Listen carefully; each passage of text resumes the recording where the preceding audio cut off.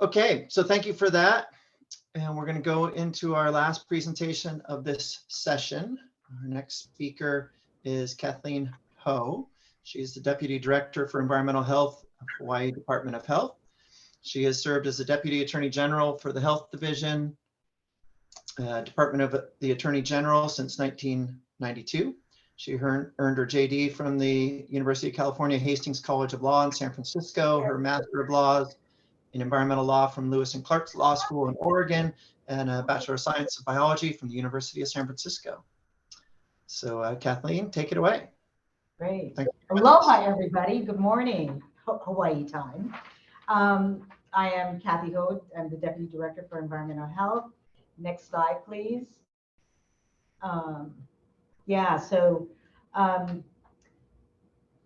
Consumption, compare the data from 2021 to 2022, there has been a decrease in the consumption of fuel in Hawaii. Approximately 21% for highway diesel. Gasoline has been decreased by approximately 2%, and aviation fuel has been decreased by approximately 6.5%. Next slide, please. For Hawaii, our oil spill response is appropriated by the Environmental Response Revolving Fund. We get our monies really from 5 cents a barrel of petroleum products and from civil penalties for environmental enforcement. Generally in Hawaii, we use approximately 1.2% that's appropriated out of the Environmental Revolving Fund for oil spill response. Last year, in addition to the 1.2 million, we had to use $1.5 million that was appropriated out of the fund to address a drinking water crisis that resulted from a release of petroleum from the Navy, which I will be talking, next slide please. I will be talking about that release of petroleum into our primary drinking water system. Next slide, please. Really, the release came from, to the left there, you see those angular tanks. Those are 20 tanks that's built into what we call Red Hill. It was built in the 1940s to 43 during the war, and it was a secret stash of petroleum for the Navy's use during wartime. They are approximately, each tank is approximately 250 feet high, 100 feet in diameter, and each tank contains approximately 12.5 million gallons of petroleum products as its capacity. It sits 100 feet above the aquifer that feeds the Joint Base Pearl Harbor and approximately 1 mile away from the greater Oahu's population of drinking water. Next slide, please. This is a timeline of what we've been dealing with. On May 6th, the Navy reported approximately 38 gallons of JP5 fuel was released from the environment. We now know that there was much more petroleum that was released to the tune of approximately 19,000 gallons. And we know that because on November 20th, the Navy reported that there was a crack in their fire suppression system, which was supposed to be empty, but it was filled with water from the May 6th release, which is approximately 14,000 gallons. So that was released into the environment. It went down into our aquifer. And on November 28th, the Department of Health received complaints from the Navy families that they were smelling fuel-like odors in their drinking water, was seeing sheens in their water. They were reporting rashes and burning sensation to their bodies as they took a bath. And so, next slide, please. As a result of all these complaints, and the Department of Health took decisive action, and on November 29th, the next day, the Department of Health recommended that all users of the Navy drinking water system avoid drinking the water, cooking, or using it for oral hygiene. This was as we were rolling the advisory out. The Navy was telling its people, its residents, that the water was safe to drink. Next slide, please. This slide depicts the number of and scale of the fuel that went into the distribution system and affected these many families and this amount of geographics. And of note, it affected 93,000 people on Oahu, and it not only included the Joint Base Pearl Harbor, but it also included preschools, elementary schools, several elementary schools, shopping centers, and others. Next slide, please.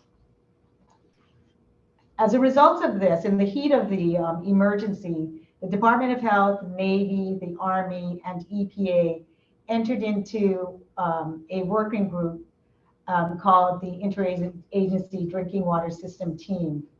That team created its mission was to protect public health and safety, public health and the environment. And it was also to ensure that we bring back safe drinking water to the Navy system. But we did it in a methodical and safe manner. Next slide, please. That team, in order to bring us back to safe water, what we did was we did it in 4 stages. And first, we had the Navy create a GAC system, which was a filtration system. That filtration system was hooked up to fire hydrants and things like that, so that we could flush the system.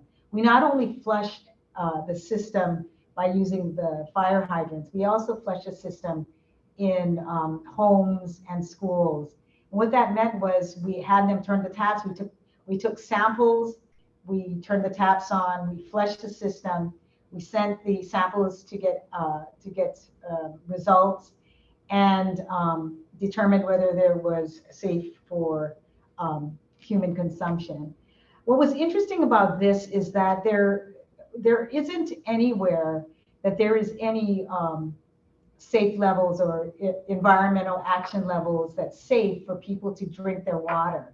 And so the Department of Health, along with its experts in EPA, got together to create what we call incident-specific drinking water levels, so that we could bring the homes back online.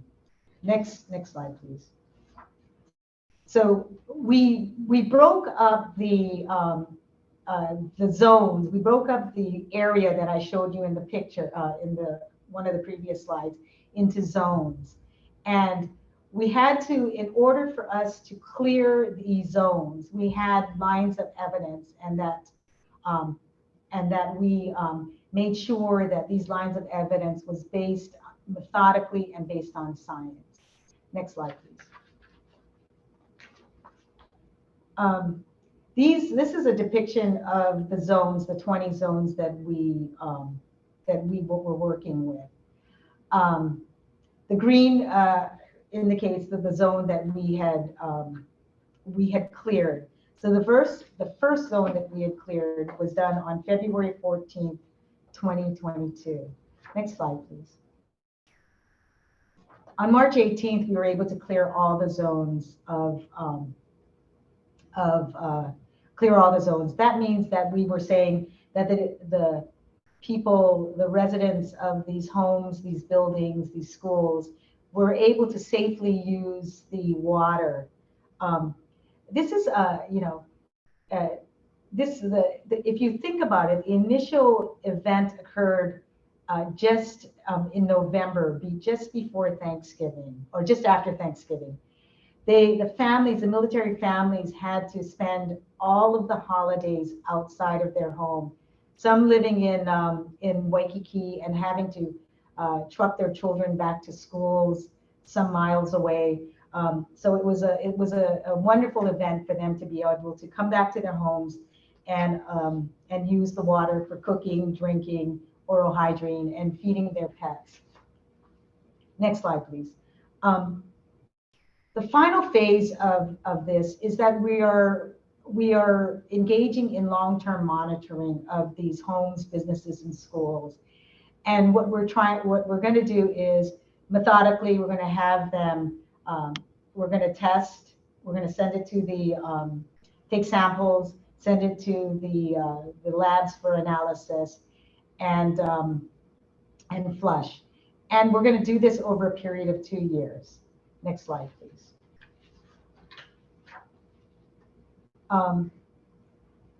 So the Red Hill shaft, which is 100 feet below these tanks that we're speaking about, we wanted, we were afraid that the plume in the shaft, in the aquifer, was going to move towards the other shafts that was feeding the rest of Oahu.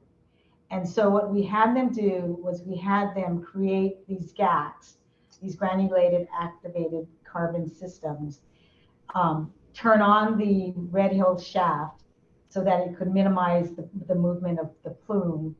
And we emptied it into Halava Stream. The Navy is doing this at a rate of 4.5 million gallons a day of water. And we're pushing the Navy now to come up with a plan to use this water rather than emptying it into the stream, to reuse the water in some way. Next slide, please. Kathy, down to our last minute. Yeah, great. So on December 6th, as a result of all of this, we issued a emergency order telling the Navy that they must shut down the Red Hill tanks. They contested the case. We won the case on January 3rd. On March 7th, which is a wonderful feat, the U.S. Department of the Navy, Secretary of Defense, issued a directive that they must defuel and permanently shut down Red Hill.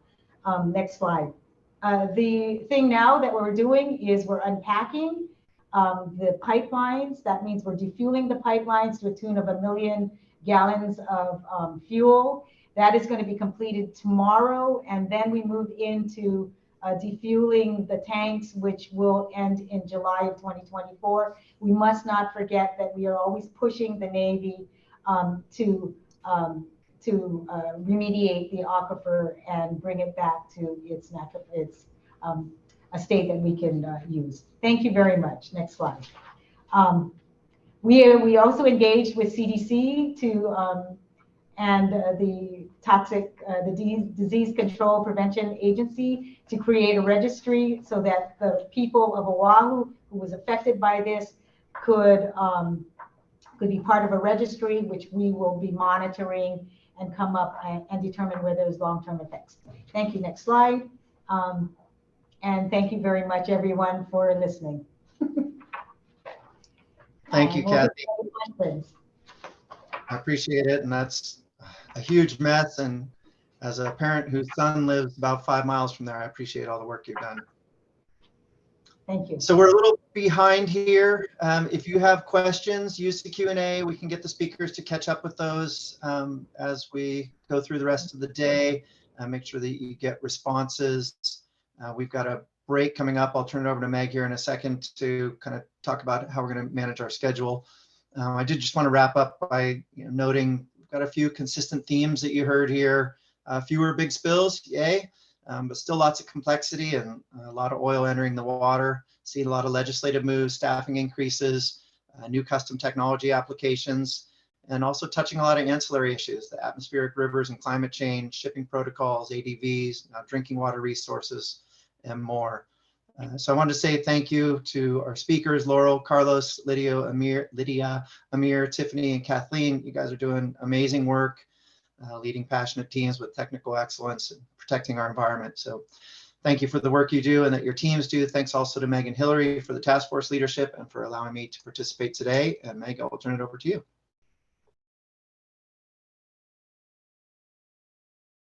Thank you, Greg. And thank you, Greg. And I echo all those sentiments. The heart of the task force really is the agencies that contribute to it, participate in it, provide staff for it, work on projects. And so the hearing from all the executives was really great. And